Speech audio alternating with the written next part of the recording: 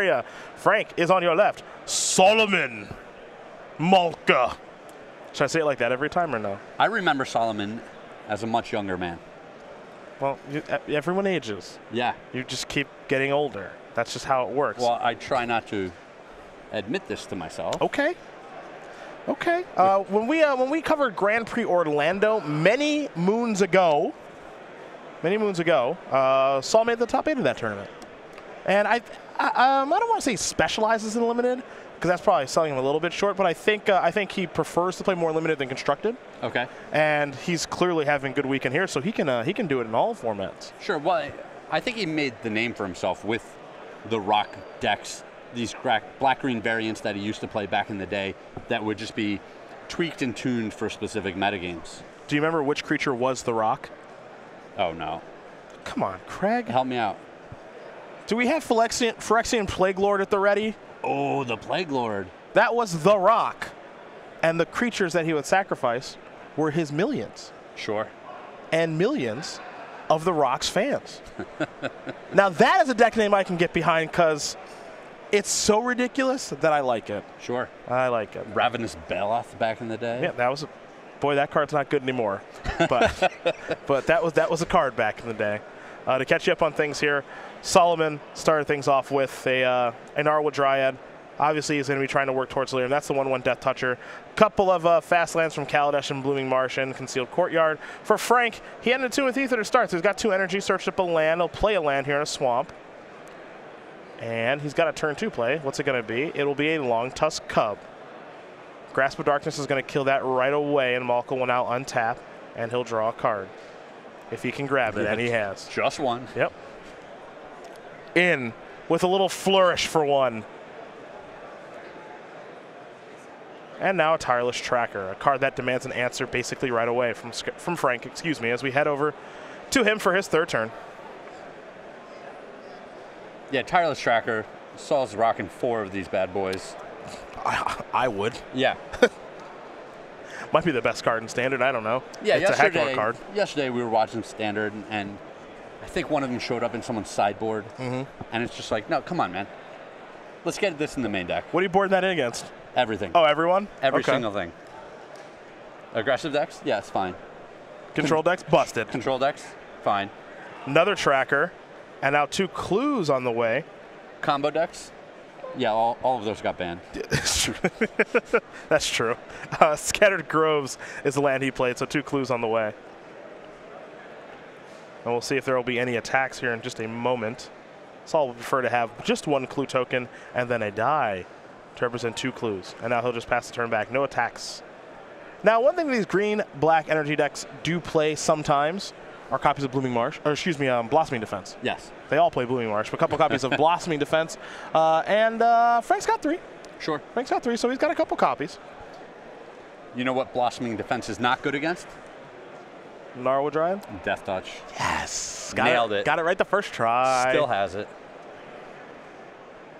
Narwhal Dryad, that's a 4 of here in his deck. So that tough tree folk. Let's see what we have here. Winding Constrictor.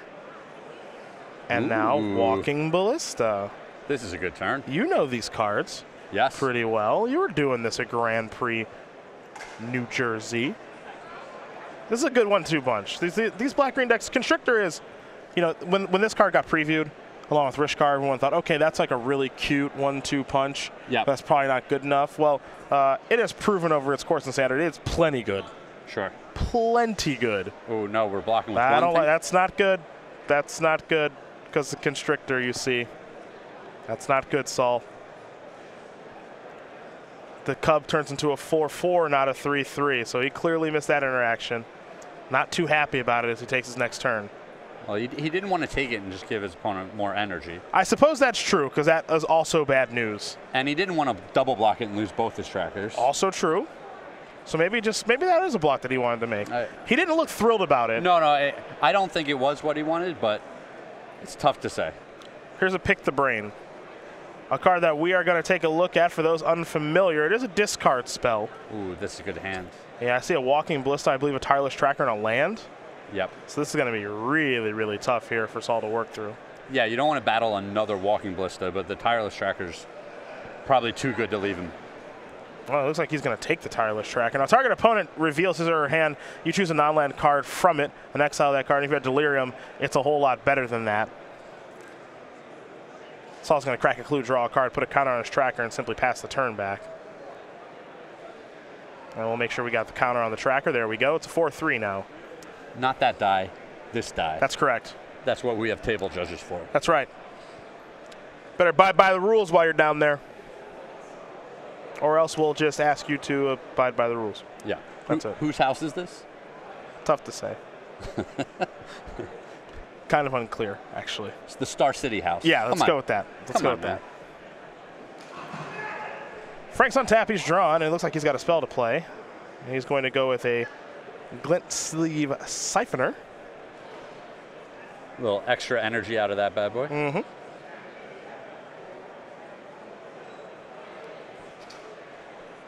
And we'll see what comes next after that.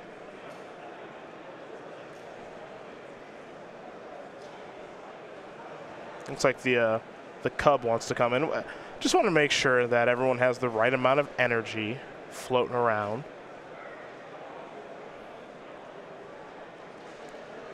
You know, when this energy deck gets going with Winding Constrictor, and Winding Constrictor is what kind of makes Black-Green go anyway.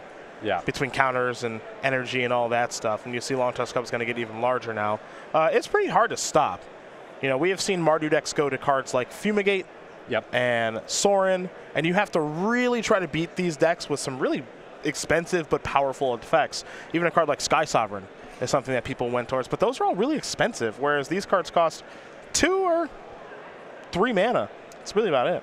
Well, a lot of the cards are just super good by themselves, and then their synergies add up to be even better. So you want to answer a Glint Sleeve Siphoner right away before your opponent can start drawing extra cards. You want to get the Tireless Tracker off the board before they can start drawing cards. But then we see the leftovers, the things that haven't been killed, are still so good that once you're behind, it's really hard to catch back up. Yeah, Walking Ballista, plenty fine here. And what also makes this deck kind of difficult is for everything that Frank is doing, the first card you actually want to kill is Winding Constrictor. Yep. And then you want to kill the other ones, because if you leave some other ones behind, the Winding Constrictor is going to make those cards so much better. Another Tireless Tracker here from Malka. He's going to play a land, so he's going to get a couple of clues, but these trackers actually need to turn into cards that solve these problems. Yeah, normally you'd be happy with just a wealth of Tireless Trackers, but he's so far behind that these are not very attractive cards. Yeah, he might not ever be able to sacrifice all of these clues. He's going to draw a card. His trackers are going to get a little bit larger, but those trackers aren't so large that Walking Ballistas, plural, can handle them. Yeah. And they definitely can.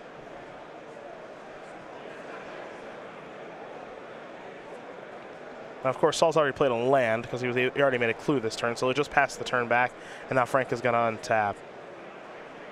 He'll pay an energy here from the Siphoner to draw a card. Of course, he'll lose a life too. And now he'll draw a card. And pay 2 energy, excuse me. Oof, and it looked like a Nissa rolled off the top there for Frank. That's going to be tough. Yeah, doubling up on the counters here with a bunch of Walking Ballistas. You're already ahead on the board. That's going to be tough. It's Nissa, Voice of Zendikar. Another card that kind of got crowded out because of Marvel. Yep. But we can't forget how good 3-mana Planeswalkers are, period. But this one's a real doozy. 3 mana, 3 loyalty. The -2 is what Frank's using right now to put a +1/+1 counter on each creature he controls. And by 1, I mean 2, thanks to old Winding Constrictor. The snake loves some counters. It does. It does. Why? I don't know. Just that particular snake just really likes counters. Yeah. And Frank is going to be very happy to attack with basically everything here. I'm not sure that Saul has very good blocks because he's got to get in front of that 8/8 Long Tusk Cub, and everything else can kind of come through, and he's just going to concede the game. Frank Tarran's going to win game number 1 here over Solomon Malka. Green-Black Energy dominates Abzan Delirium, and we didn't really get to see the Delirium half of Saul's deck. He didn't really do all that much, but he's got a bigger sideboard plan to go to, and we talked about how good mass removal can be good, how good they can be, excuse me, against these black-green decks. Yep. He's got 2 Descend Upon the Sinful. That's a great place to start. Yep. 2 copies of To the Slaughter. Now you're going to find a bunch of one-ofs in Archangel Avacyn, Gonti, Lord of Luxury, Grasp of Darkness, Manglehorn, Never to Return, Ob Nixilis Reignited, Pick the Brain, Scrap Heap Scrounger, Sorin, Grim Nemesis, a Whispers of Emrakul, the old discard spell, and a Plains. So, I ask you, Craig, what do we like here in a black-green mirror? I think he's going to sideboard into a straight-up control deck. I think he's going to want to take the discard spells that we saw in Game 1 out of the deck. The main deck, Pick the Brains, was just very mediocre. No real effect. Yeah, it was a whole turn off to not impact the board. And then a whole bunch of these cards can come in. The Descend Upon the Sinful seems great. Archangel Avacyn is good. Gonti's going to be good. Grasp of Darkness is great. I can see the Never to Return. And then the Planeswalkers, along with the Plains, all coming in to complete this higher-end control package. Yeah, he's got, let's see, 2 Descends, Archangel, that's 3, Gonti's 4, Grasp is 5, Never Return 6, Ob Nixilis is 7, Sorin is 8, Plain, that's 9, probably? That's a ton of cards he could potentially bring in this matchup. Yeah, that's a lot of stuff. I'm curious to see what he's going to sideboard out here, but he's got a lot of options. We'll see as we go over to Frank's side. He's got 3 Henny's Expertise, 2 Never to Return, 2 Sky Sovereign, Council Flagship, 2 Transgress the Mind, and the one-ofs for him are Heroic Intervention, Gonti, Lord of Luxury, Kalitas, Trader of Get, Life Crafter's Beastery, Manglehorn, and an Ob Nixilis of his own, so he can go long too. Yeah, and he might want to put some of these value cards into his deck that are good long, but he's not going to want to dilute his deck too much. He needs a lot of the synergies to go on. He needs the creatures that work with one another. So I can see, you know, Gonti coming in is just always good. I can see the Life Crafter's Bestiary coming in. I can see a couple of the Transgress the Mind coming if he expects Saul to go a lot bigger. We've seen a lot in Standard.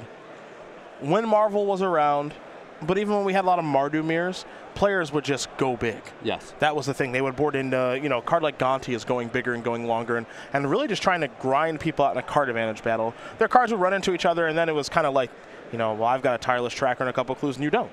Yep. So you can't really keep up with me now. And in that particular game that we watched, Frank got so much card advantage so quickly with Winding Constrictor that even though Saul had drawn 3 Tireless Trackers, much too slow. Yeah, he didn't have a chance to crack all those clues, get any value out of them. We saw, you know, his mana was just kind of jammed up. The best thing he could do the one turn was to Pick the Brains, which didn't impact the board when he was already behind, and it got worse and worse for him from there.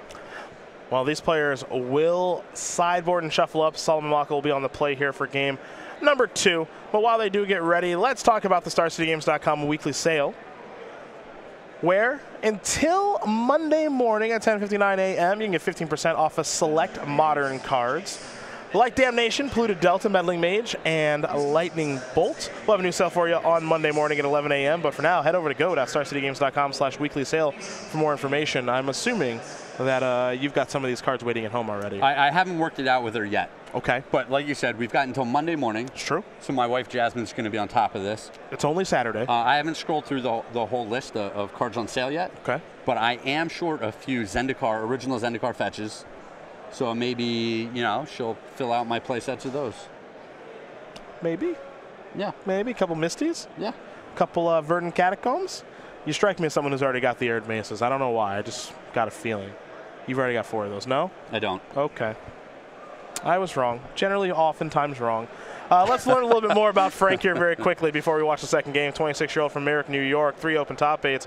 Might be adding an invitational top 8 to this player slide. Lost 160 pounds, did Frank, over the past year and a half, and he said he's still going strong. So good for him and good for the member of Team Metagame Gurus who, look, eventually he's going to add another top 8 to the resume, be it Grand Prix, be it Open, be it Invitational. A lot of people don't know he's a 2-time Grand Prix champion. He's won 2 limited Grand Prix. He takes a lot of pride in his ability to play limited. And he used to produce content for Star City a couple of years ago before he kind of took a break from Magic. And limited was his go-to. He would even say himself, I'm not a very good constructed player. He didn't really put a lot of time into constructed. But nowadays, you got to be good at constructed to be able to do well at Magic. Oh, you really do. There's just so many constructed events now. They're so competitive as well. You can't just show up with a deck that you haven't played before, not know a whole lot about the format, and expect to outplay your opponents. Back in the day, it was a little different. You Yeah, and he's on the right team to do it. I agree. I think Team Metagame Gurus, they've had a really good year. Yep. You know, it's a down year from Jim. He can admit that, but Ben Friedman's had a really nice year. Andrew Jessup is an open champion. Danny's had a pretty nice year. So those guys are they're finding their way, and they work very well together. Yes. I will say that. They're on top of all of the deck types in all of the formats. Mm-hmm. They usually show up with, you know, one of the top decks or their own innovative deck, which turns into one of the top decks. So if Frank wants to be good at constructed, he's in the right spot.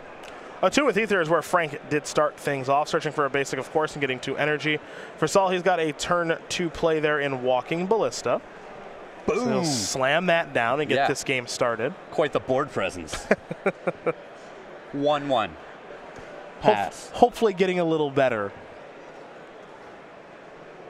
It's just really, you know, Magic and metagames and all that stuff. Marvel was so good. You know, obviously it's banned now, but it was so good that you kind of forget that there were other things around. You know, Walking Ballista for a little while in Standard just defined things. Yeah, it was the Mac Daddy of cards. It was just like the best thing going.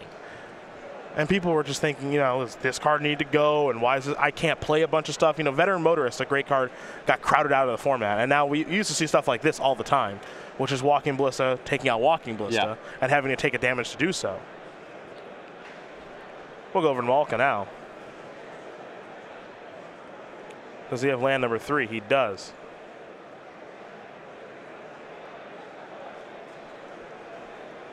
Now he's going to play a Gnarlwood Dryad and simply pass the turn back.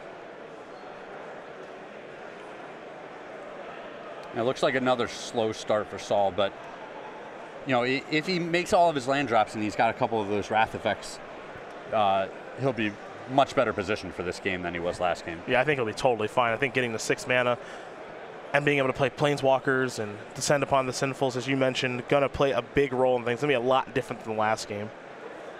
Glint Sleeves Siphoner, a Hissing Quagmire, and a passing of the turn. So Fatal Push will take care of that creature. And now we'll head Saul's way. Very close to Delirium. An artifact, a creature, and an instant. Just one more to go as he's going to play a Blooming Marsh tap and simply pass the turn back over to Frank. Frank will draw a card.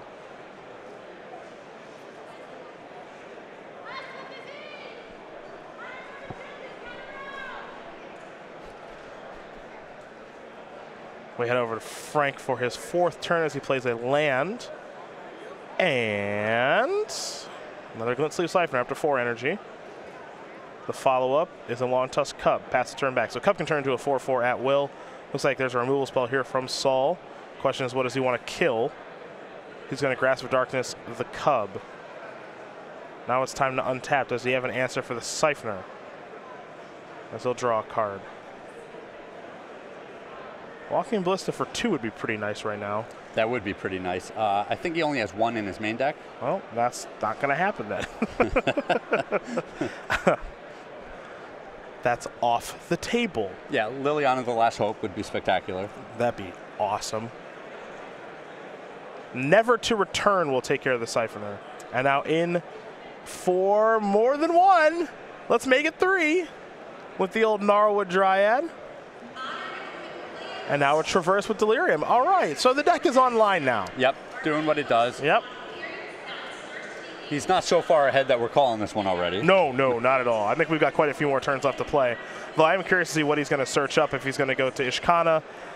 Yeah. And he will. I wasn't sure if he wanted to go to something like a Mind Rack Demon, given that it's not going to really hurt him anymore, but he'll take the Spider. Yeah, the Spider's just too good. Brings all the Spiderlings along with it. Yeah. Another card that has gone forgotten. Who, Ishkana? Yeah. Really good card. Super duper good. Yeah, really, really good card. I just think of, you know, that previous Standard format when Marvel was legal. All I think of is people marveling. Yes. And it's like hitting Ulamog, and it's just like, well, I don't care what card's in your deck. And then Marduk's trying to kill him before they got marveled. That's basically all I could think of. Even before that, it was Infinite Cats. Yeah, that's true too. And like, sure, man, you played a Spider and some 1/1s. Yeah. Like, block 4 of my infinite cats. Got crowded out of the format. Yeah. Here's a Gonti, Lord of Luxury. And we'll take a look at Gonti very quickly for those unfamiliar, of course. Really good in black-green mirrors. I think Brad Nelson, one of the first people to figure this one out, as Brad oftentimes does. Yep. It's a 4-mana, 2/3 death touch, so the stats aren't all that impressive, though the fact that it's always going to generally trade with something's pretty nice. Yep. And then you get to, when it enters the battlefield, you get to look at the top 4 cards of your opponent's library, exile one of them, and then you can play that for the remainder of the game. So a weird little card advantage engine, I would say. Well, and you get a premium card. True. It's not one random card that you're ending up with. Yep. And you can pay any mana cost to cast it. Yes. Yeah, so that part's nice as well. Not any mana cost. Well, you have to pay. You can use mana of any color Yeah. to cast it, basically. Excuse me. I misspoke. But it's a nice little card. Not a card you can play a ton of, but it is a nice sideboard option. I know at the start of the format, when black-green was quite popular, you started to see one of these in the main deck, and up to 1 or 2 more in the sideboard. So that is potentially a lot of those. Well, these black-green mirrors are all about card advantage, card advantage, card advantage. That's kind of the thing is, you know, back in the day when Saul was playing, black-green decks really couldn't draw cards. That really wasn't much of a thing. Now, this is the best, apparently, that Gonti could do. I guess we're using the word luxury a little loosely here. Yeah, sometimes Gonti isn't as exciting as you'd want it to be. Able to find a Gnarlwood Dryad. And now there's a Long Tusk Cub here for Frank as well. I'm curious to see what land Saul's going to search for, if it's going to be the second white. Plains for sure. He's grabbed it, but he's thinking. Yeah, he'll get the second Plains. But back in the day, the black-green decks really couldn't draw cards. Yes. Nowadays, it seems like all they do is draw cards. Yeah. Tireless Trackers and Gontis and Planeswalkers. They've got all these card advantage. The Glint Sleeve Siphoner. Yep. Yeah, the color pie has gotten all jumbled and mixed up. Black-green decks, in the way back, it was all about, well, I hope I draw the right half of my deck. Yeah. That was kind of what they were about. And if they did, it was powerful. Now it's less about that, and they can actually kind of tailor their deck to do certain things, as you see Ishkana come on down along with 3 Spiderlings. Well, I think that just the fact that there's an energy version and there's a delirium version shows that there's more versatility to it now. It's not like back in the day there was the rock deck, and then there was a different black-green deck that you could be playing that was competitive as well. Yeah, there was one black-green deck. Yeah. 4 energy right now for Frank that he can pump into the Long Tusk Cub to make it a 4/4. Gnarlwood Dryad's going to come in here, as is the other Death Toucher, it looks like, and Gonti, Lord of Luxury.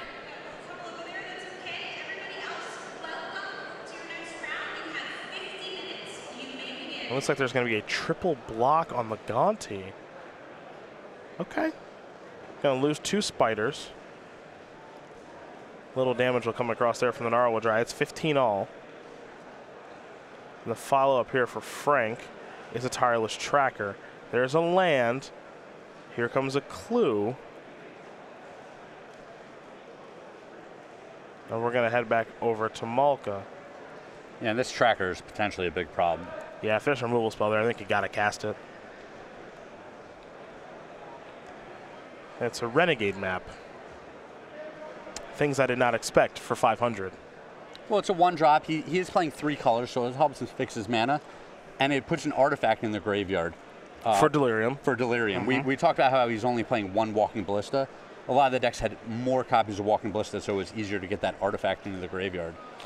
Saul is also cheating a little bit on lands, 20 lands. Yep, 20 lands, 21 after board. It's a little light when you're going all the way up to 6 with Descent Upon the Sinful and a big Planeswalker. Yeah, big Sorin, the Grim Nemesis, which I have to imagine is in his deck after sideboard too. So 3 6-drops after sideboard for the Abzan Delirium player. Well, if we count the Noxious Gearhulk, that's probably still there. Yeah, let's make it 4 then. Yeah, because I wouldn't board that out in this matchup. 2 clues right now for Frank. So he plays another land. But Ishkana is buying Malka some time here.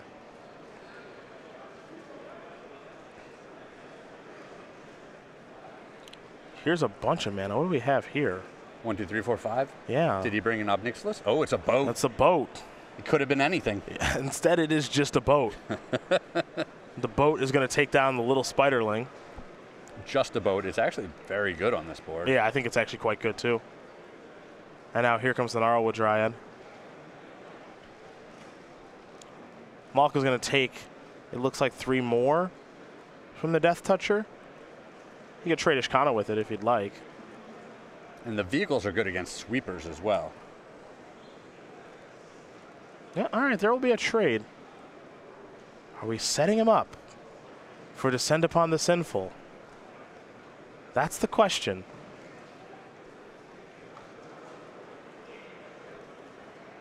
All right, Dissenter's Deliverance. And now he's going to sacrifice the Renegade map in his upkeep. He's got a little bit of everything in this deck, I'll tell you what. A little bit of everything. Yeah, 2 main deck copies of Dissenter's Deliverance, which it does cycle. So it is, I don't call it free because it's not, because it takes up a card slot, but you know, you can afford to play one. Sure, and we had talked about how we thought Mardu Vehicles was going to be one of the staple decks. So it's a very good card against that deck. Like you said, cycles for 1 mana, which is nothing. Black-green at times does struggle with Heart of Kirin. Yep. It's so big, it flies. It makes them have to draw Grasp of Darkness to kill it, basically. And it's good against all the Gearhulks as well. Yeah, very true. Very true. To the Slaughter.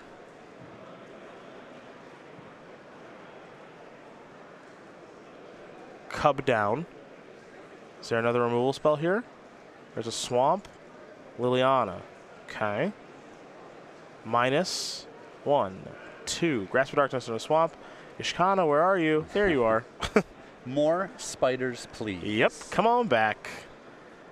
So Frank is, well, he's got no cards in hand, though he'll draw one for his turn, but 2 clues on the battlefield. Yeah, I still like his spot here. He has the Tireless Tracker. He has 2 clues going on. He's going to be able to scoop up the Liliana, take care of that this turn.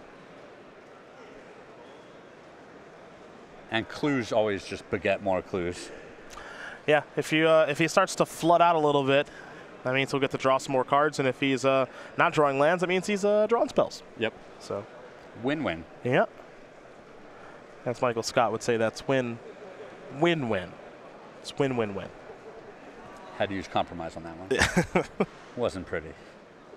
Tracker's up to a 5-4, and now we got another clue on the way. In for 5. See you, Liliana. The last hope. And Frank will pass the turn back. Now we know that Malka does have an Ishkana in hand, but he would love to kill that Tracker. That's what's causing him the most problems right now. There is the big bad spider, along with 3 spiders. This will buy a lot of time, but the card advantage is still a big issue. Malka will pass the turn back. Frank's going to sacrifice a clue to draw a card.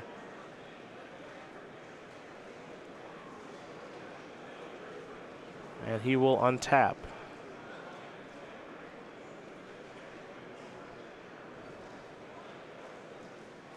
It's like a Fatal Push.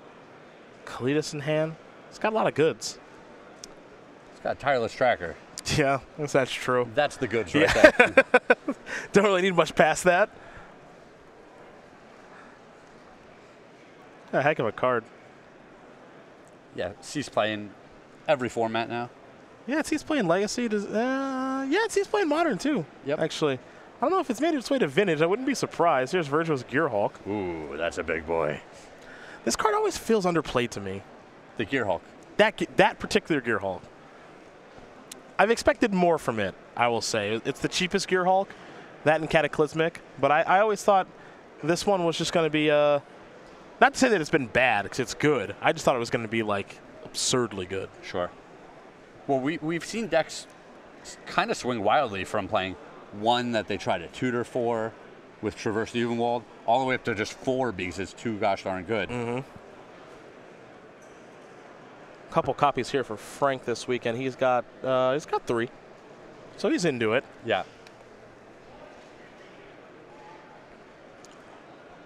Kalitas is now here. Beat downs with both. There's a nice chump block. Well chumped, sir. Yeah. Gonna take 6, Will Malka. Yeah, you said that Ishkana is gonna buy Saul a little bit of time. I'm not sure how much. There's a fatal push, which does have revolt. But I think, yep, blossoming defense is gonna save that. Saul will draw. I mean, Really needs a wrath effect. Yeah, it's kind of got to be descend upon the sinful, like right now. This turn, potentially next turn. There's Liliana, the last hope, aptly named.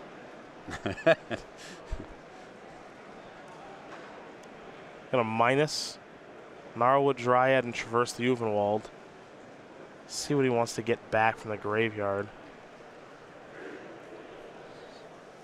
Yeah, it might just be a Dryad here to try to trade with one of these fatties. Tough way to do it. When Dryad is going to come back, he'll play that.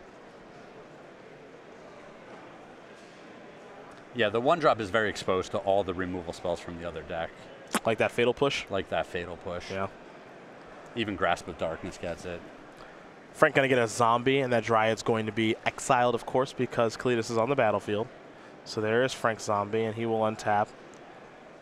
Certainly the driver's seat right now. Don't forget, among those lands, there's at least one Hissing Quagmire. Dude, what happened to Sylvan Advocate? Forgot that card was still legal. Yeah, there's so many good cards in Standard. You can't possibly play all of them. Sylvan Advocate was like the end boss for like a year. Well, you mentioning the creature land is what made me think of it. Okay. It used to just be like, Sylvan Advocate would stick around through the mid-game, it would get big, and then it would close out games fast because there'd be a creature land hiding out back there as well. Mm-hmm. Yeah, that was, I'm going to date myself here, that was like a year ago, right? When Advocate, like in 2016, that was just like the go-to 2-drop for green-based decks. Like they would play that, and they would play Hissing Quagmire or Lumbering Falls, yep, or something, and yeah, it was just like I can't. Feels like an eternity. Yeah, I can't deal with this. 2-3 into a 4-5, and Dramoka's commanding your entire board. Yep. Does feel like a really long time ago. I guess the 2-drops are just better. I guess. They're all really good, and I guess they're more synergistic. Yeah, he's just going to extend the hand here. Not even Sylvan Advocate could save Saul Malka that time. As Frank Skarren's going to win this match here, 2-0, rather easily here for the green-black energy deck, taking care of Abzan Delirium. Saul's deck, but not able to do some of the powerful things that it is capable of. And Frank's deck, very consistent, but also kind of showing off, at least that game, the power of Tireless Tracker.